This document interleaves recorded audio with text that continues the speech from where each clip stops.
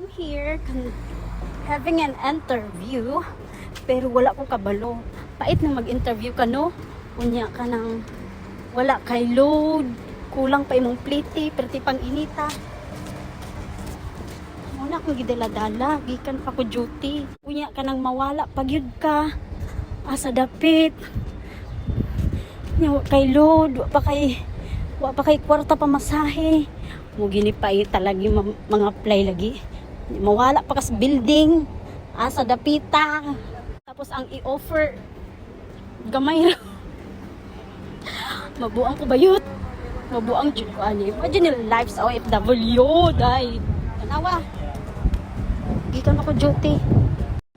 Dito pa sa unahan ang ako ang location di ay Sus Mariose pertig yung layo Dito kanang new taif kana. Yang make-up nimo nalanay na bago pa kang lipstick kay nag-humid pa dili pa tag winter tay jud ta ani unyang i-offer gamay ra kaayo. Ay ngani jud ne buhay OFW tanawa. Diyos ko day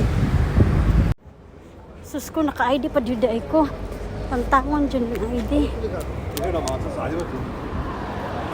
Uy Diyos ko Lord, mga lalaki naman ni diri oy. Asa man taan ni oy. Mura manig na ay apat. Second floor office 2. This one green leaves. Diri di ay ko mag-interview. Okay, sa man eh.